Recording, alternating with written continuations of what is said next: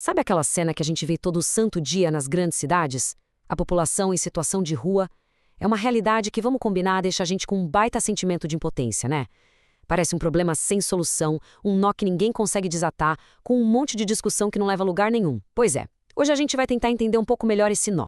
E para nos ajudar nessa missão, a gente vai mergulhar na análise de Gilson Joel Fernandes. Ele não é qualquer um, não. Ele é especialista em estratégia e pesquisador lá na UNB, na pós-graduação em agronomia. E o legal da visão dele é que ele vira o jogo. Em vez de só olhar para o governo, ele bota o foco na gente, nos cidadãos. É uma perspectiva bem diferente. Então a pergunta que fica no ar é essa, né? O que a gente faz quando a discussão pública simplesmente não avança? Fica todo mundo batendo cabeça, um apontando o dedo para o outro, e nada muda.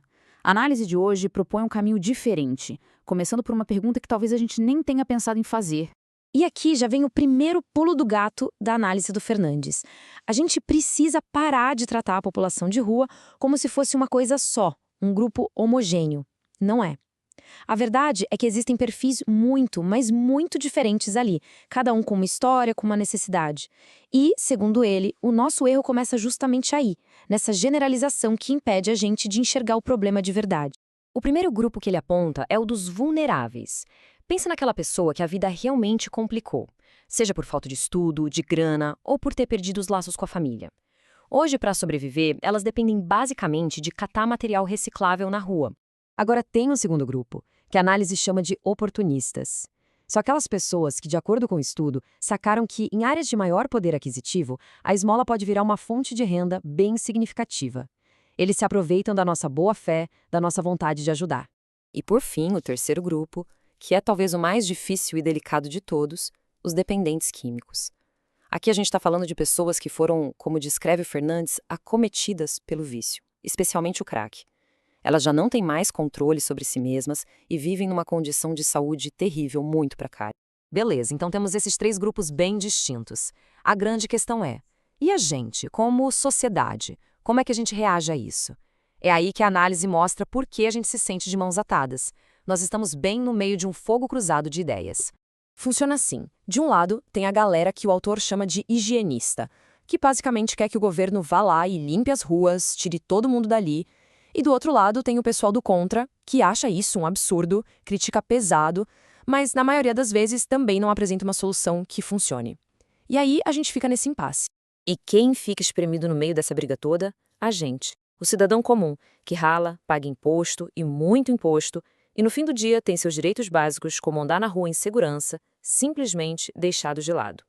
É exatamente isso que o Gilson Joel Fernandes aponta. É exatamente nesse ponto que a análise dele propõe uma virada de chave, uma mudança total de perspectiva. E se a gente parasse de insistir nesse debate que não vai para frente e, sei lá, simplesmente mudasse a pergunta que a gente está fazendo? E a grande virada é essa aqui. A pergunta-chave não deveria ser o que o governo vai fazer por nós. Segundo o Fernandes, a pergunta que realmente pode mudar o jogo é: qual é o nosso papel nisso tudo? É trazer a responsabilidade um pouco para a gente também. E a resposta para essa pergunta está no que ele define como ações estruturantes. É uma ideia simples, mas poderosa. Parar de enxugar gelo. Chega de solução que só remenda o problema por um tempinho. Ações estruturantes de verdade mexem na causa, na raiz, mudando a nossa cultura e o nosso comportamento. E o mais interessante é que essas ações não dependem de uma canetada de um político lá em Brasília. Não, elas começam dentro de casa, com a gente, nas nossas atitudes do dia a dia. A mudança real, segundo ele, começa pela nossa própria cultura. Então, como a gente faz isso na prática? A análise propõe focar em 3 mudanças de cultura. Primeiro, a cultura da esmola. A gente precisa se perguntar: dar dinheiro na rua ajuda de verdade ou só mantém o ciclo girando? Segundo, a cultura do lixo. Parece que não tem nada a ver, né? Mas a forma como a gente joga o lixo fora pode acabar sustentando essa economia informal sem que a gente perceba. E terceiro, que é crucial, a cultura do voto.